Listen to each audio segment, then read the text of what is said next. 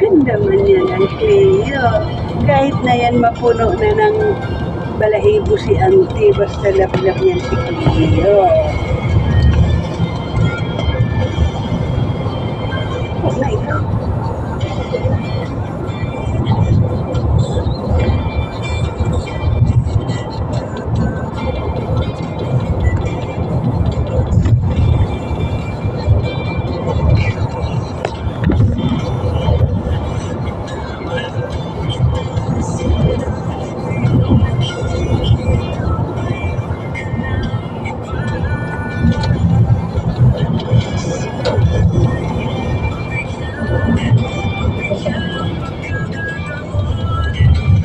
Haba ng dila ni Leo. Wow. Haba dila baby yan na. Initan talaga yan ay.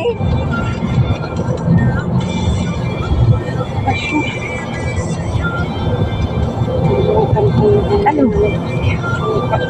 Suka. May suka ako doon. Hindi ko pa na na-open. Oo. Kung pala, ikot pa ng ikot. May bibili pa. Hindi ko pa na yun na-open. May suka pa akong natira-tira.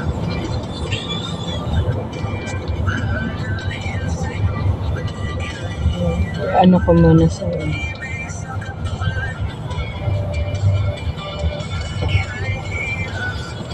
Ayun. Ayun.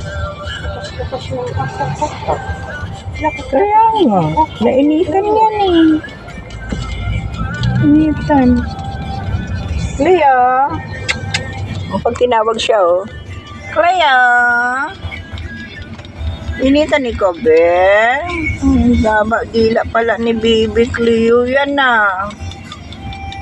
Oh. Na ano talaga siya Lino.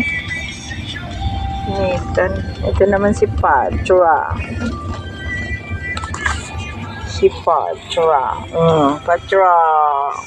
Cute-cute din yung Patra namin yun eh. Init kasi talaga sobra.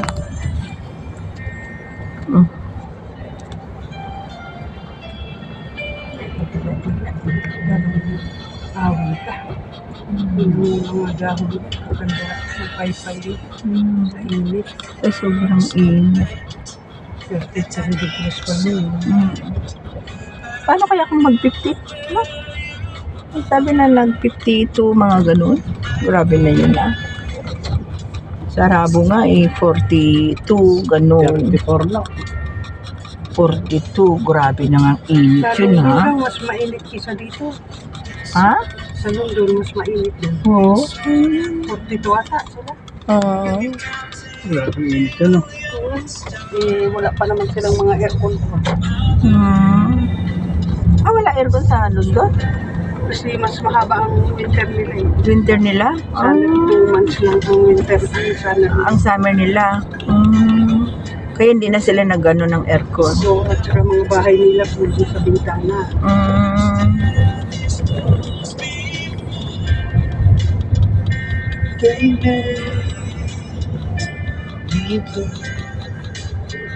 Bibi, wag tayo punta London. Ayaw ko sa Europe. Scotland na lang ako mag-play. Asia lang talaga ako bingbing. Scotland ka mag-play. Kaya siguro tayo hindi pinagkaloob na makarating sa mga malalamig na lugar. Parang Hindi ayaw tayo ko. pwede. Ay, sobrang init. Hong lang ako, Bibi. Pikliyo lang ako, mag-servisyo. Ading-ading-ading-ading-alingan ba ng baby na nga namin yan? Kalablas. Yung sasakyan nga doon, Diyos ko, parang nagpapayong lang. Ang init.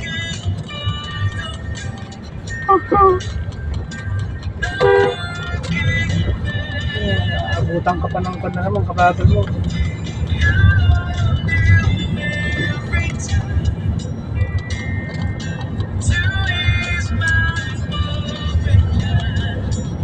Ganda ng ano doon din sa taas oh.